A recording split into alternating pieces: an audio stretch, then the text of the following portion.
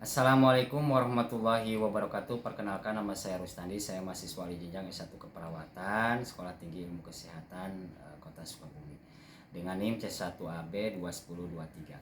Pada kesempatan ini saya akan melakukan pengkajian palliative care.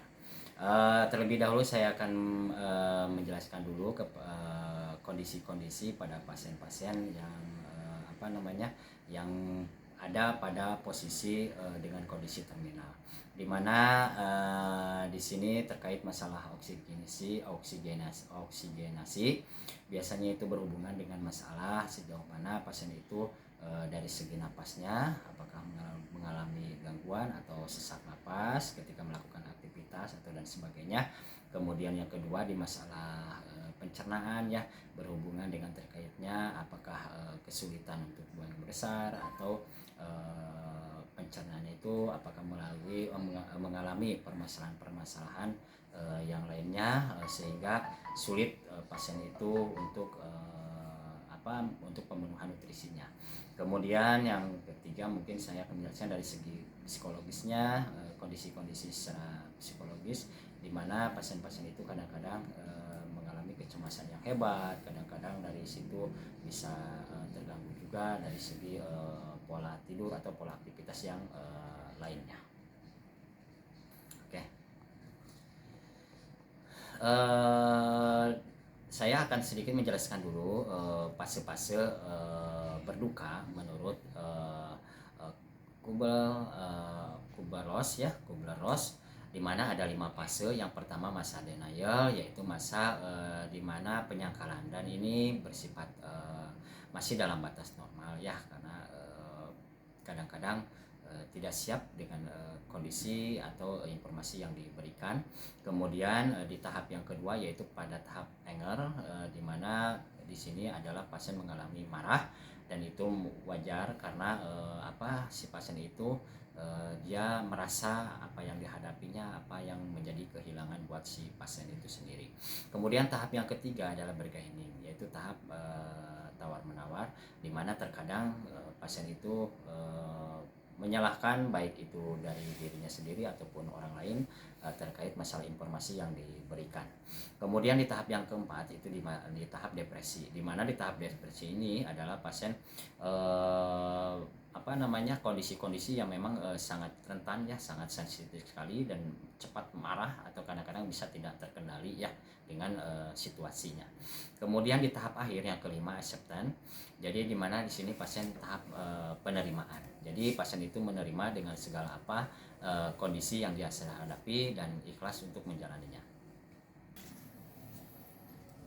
Baik, assalamualaikum. Waalaikumsalam. Perkenalkan, nama saya Rustandi. Saya perawat Puskesmas Cikidang, ya.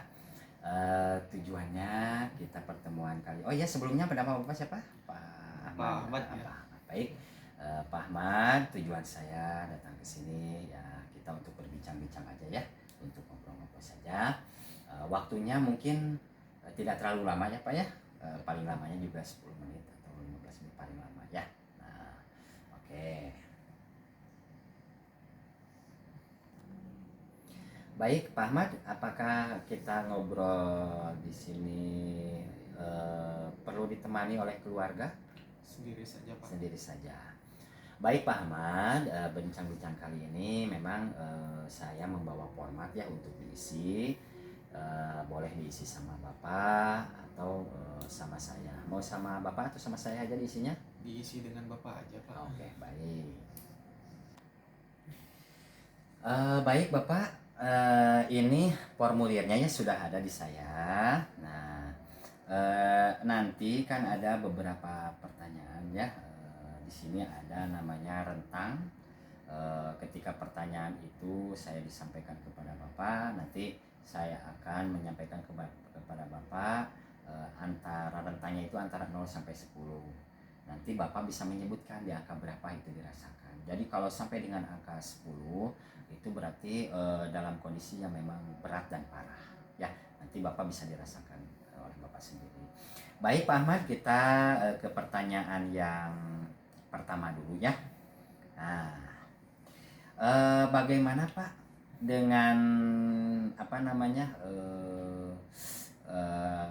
sekarang ini Bapak lagi mengalami nyeri atau tidak Pak? Enam Ada Pak. ada nyeri. Ada. Ada nyeri ya. Nah, ada nyeri. Rentangnya kira-kira kalau 10 dari 0 sampai 10 berapa Pak nilainya? Nilainya 6 Pak. 6. Oke, nilainya 6 ya untuk nyeri. Nah, baik untuk selanjutnya Pak, suka ada ini enggak, terasa kadang-kadang suka ada perasaan lelah gitu. Suka ada enggak? Ada Pak. Ada, suka ada kerasa lelah habis aktivitas seperti itu? Mungkin Suka ada Pak. kerasa Ya. lelah. Itu rentangnya Pak berapa Pak dari 0 sampai 10 kalau dirasakan? Rentangnya kalau dirasakan Apa bisa lelah banget? Kalau lelah banget itu sampai di angka 10. sampai di angka 8 saja. 8 ya. Oke. Baik, untuk selanjutnya Pak, Bapak suka ngerasain ada mual nggak bahkan sampai muntah? Ada Pak. Ada. Oke, berapa Pak rentang nilainya? 7 Pak. 7. Oke. Nah, baik untuk selanjutnya ini Pak, suka ada perasaan nggak sekarang dirasain nggak kondisi dalam stres gitu ya Pak ya, akibat misalkan dengan kondisi yang dihadapi oleh Bapak sekarang ini, sampaikan membuat ada tekanan stres nggak di Bapak? Ada Pak. Ada. Berapa Pak nilainya? 9 Pak. 9. Oke. Baik Pak, selanjutnya Bapak suka ada merasa cemas atau khawatir tidak? Ada Pak. Ada. Cemas, suka kerasa cemas gitu, khawatir dengan seperti apa akan kedepannya seperti itu Pak ya, dengan kondisi Bapak sekarang ini. Nilainya berapa Pak? 10 Pak. Oh Bapak sangat berat banget berarti ya. Sangat berat Cemasnya sekali, Pak. berat banget. Oke ya. Baik Pak, eh apa namanya, Bapak sekarang ini lagi kadang-kadang apalagi dengan kondisi sekarang ya, ada perasaan ngantuk nggak Pak? Bahkan sekarang ini Bapak lagi ada keinginan untuk tidur nggak? Ada Pak. Lagi kondisi sekarang itu suka ada ya? Iya Pak. Nah, berapa Pak nilainya? 8. 8. Berarti agak ngantuk banget berarti Pak? Iya Pak. Oh iya. Oke. Ya sampai selesai dulu ya Pak ya. Iya. Untuk nilai-nilainya bisa menilai nanti sejauh mana kesehatan Bapak. Gimana Pak? Selera makan Bapak itu sekarang menurun atau masih ada selera makan itu, apa menurun banget Pak? Menurun Pak. Menurun. Berapa Pak nilainya? 7. 7. Oke Pak. Kalau lihat dari kondisi badan ya, dari segi kebugaran bahkan ketidakberdayaan, kadang-kadang Pak kondisi yang dirasakan oleh Bapak sekarang ini, merasa kondisi tidak berdaya atau bahkan memang ngerasa badan ini sudah tidak terasa bugar lagi, seperti itu, ada perasaan itu? Ada Pak. Ada. Berapa nilainya Pak? 8. 8 ya. Suka ada sesak nggak Pak? Sesak napas? Ada. Ada. Berapa nilainya Pak? 6.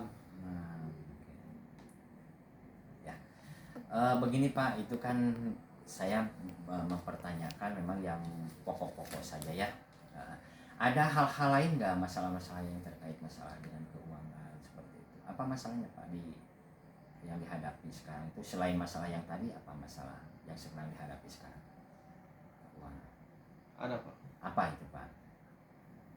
Masalah dari segi kekeluargaan Pak, untuk meluangkan waktu kepada keluarga juga rasanya semakin kesini semakin berkurang karena terlalu padatnya aktivitas yang saya lakukan di tempat kerja saya Pak. Oh iya.